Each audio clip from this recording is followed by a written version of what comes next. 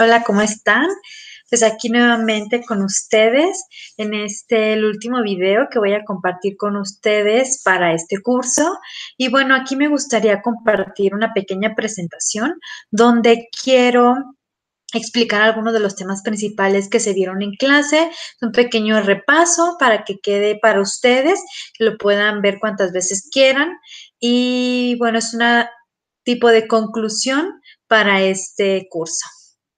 A continuación, pues vamos a comenzar con la presentación. Voy a compartir esta presentación que tengo para ustedes.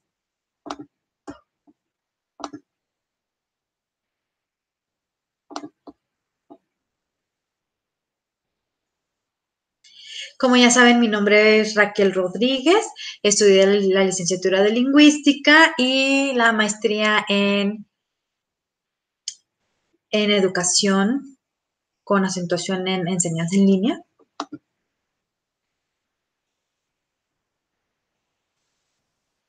Y estos son los temas que vamos a repasar. El verbo to be, simple present y present progressive. Prácticamente son los temas que abarcamos en cada una de las unidades. Tuvimos 10 unidades y vimos estos temas con diferentes vocabulario, en diferente contexto. La idea es de que ustedes sepan que con estos temas pueden aplicarlos en muchas situaciones diferentes. Entonces, estos temas son básicos, son la base para todo lo demás que van a ir aprendiendo en inglés. Recuerden que en los idiomas, como en las matemáticas, es muy importante las bases porque todo va conectado con lo anterior que ya hemos visto. Entonces, si estos temas ustedes los tienen bien aprendidos, bien entendidos, todo será más fácil para los siguientes cursos. Me gustaría, a partir de esta diapositiva, empezar a hablar con ustedes un poco en inglés para que vayan practicando listening y pues poco a poco se vayan acostumbrando a escuchar el inglés y a entenderlo. So here we're going to start with the verb to be, and the verb to be, as in all the tenses, we have affirmative, negative, and question form. So the verb to be in simple present has 3 forms: am, is, are, as you can see. And in the negative form, we say am not, are not or aren't, is not or isn't. And for the question form, we put the verb to be at the beginning of the sentence.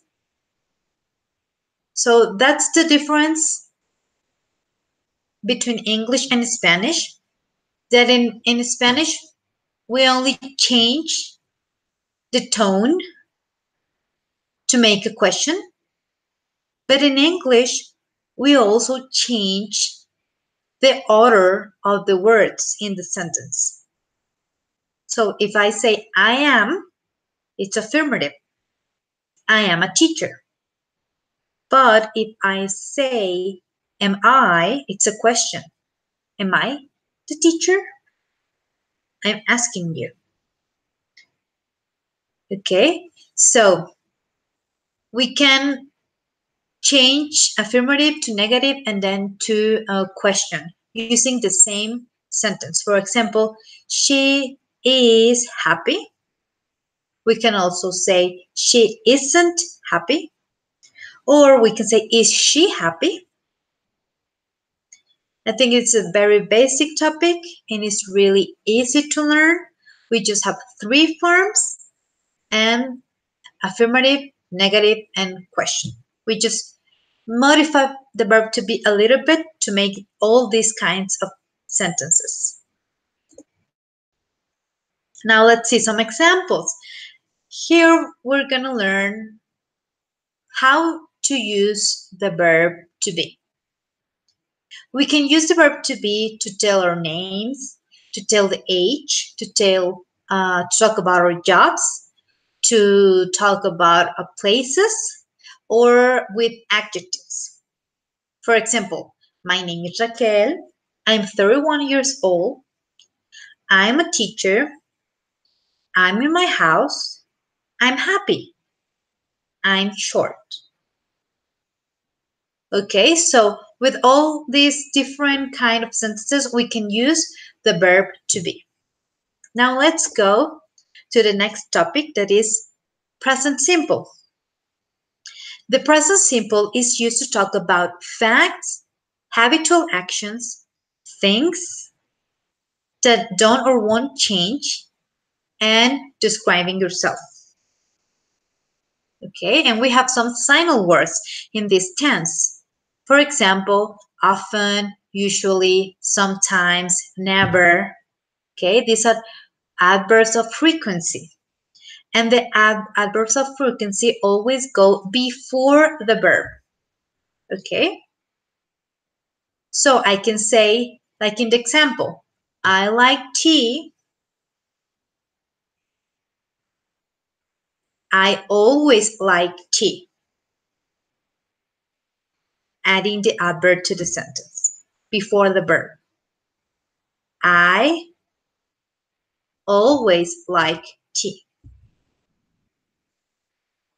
Okay, and here it's very important to remember that in the third person with the pronouns he, she, or it, or if we're talking about a man, for example, John, or about a woman, for example, Susan or Mary, or if we're talking about a thing, for example, a table, a backpack, a place, for example, at school, in these cases, we're going to add an S to the main verb. Like in the example, he likes tea. This is very simple, but it's really important for you to remember it. This is a question for the test.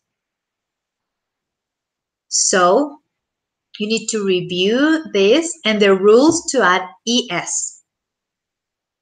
Okay, sometimes you add only the S, but other times you add also ES. That's the case only in affirmative sentences. Okay, in negative sentences, we don't have that problem. We don't use S, but we have two new words that are called auxiliaries, don't or doesn't. We use don't with the pronouns I, we, you, they. We use doesn't with the third person with the pronouns he, she, it. So, in English, I cannot say I no like tea or she no like tea. In English, we have the word no, but we don't use it to form negative sentences. We use don't or doesn't. Like in the examples, I don't like tea, she doesn't like tea. Now, for questions, we use don't or doesn't at the beginning of the sentence. Remember, most of the times in the question, we change the order of the words. So the auxiliary goes first, then the subject, then the verb, and then the object or other complements. For example, do you like tea? With this, the same verb. Do you like tea? Or does he or she like tea? Remember, we use does with the pronouns he, she, and it. And also remember, we don't add s to the verb in negative or question form. Okay? That is also very important for you to remember. If you say, she doesn't like tea with an S, then the whole sentence is incorrect. So you'll get that wrong in your test. So be careful with that. Okay, and also here we have a note that the verb to be is different. Okay, the verb to be, it's It's different because it has its own rules. Okay, we just saw them. We have am is are, am not is and aren't, or we start with am is are at the beginning in the question form. But we cannot mix the topics, okay? Don't get confused. We cannot mix these topics, separate them. We have different rules for the verb to be and different rules for the rest of the verbs. Okay, so we cannot say, I don't am. That's incorrect. Or she doesn't is. No, that's incorrect. Okay, remember, always separate these topics and the rules. Let's see now some examples. Here we have some examples with a lot of very common errors, common mistakes. So, in number 1, it says Tom doesn't never read newspaper. Okay, what's the mistake? Okay, the mistake here is that we have 2 negative forms in the same sentence. We cannot do that. Okay, we can say Tom never reads newspapers.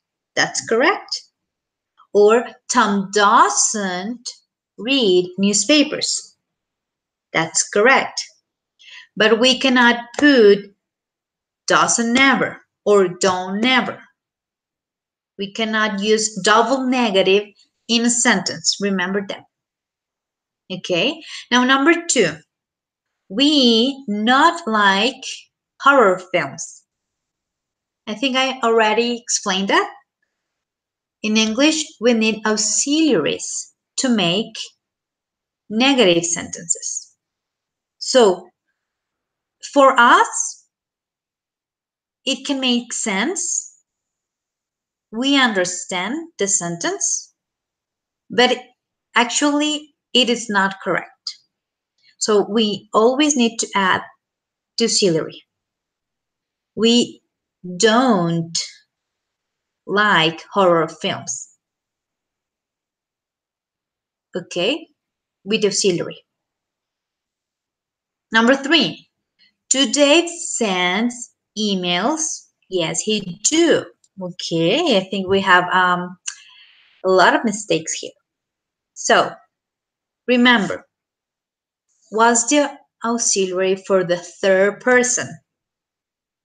Okay, Dave, it's a man and it's only one. So the pronoun for Dave is a he.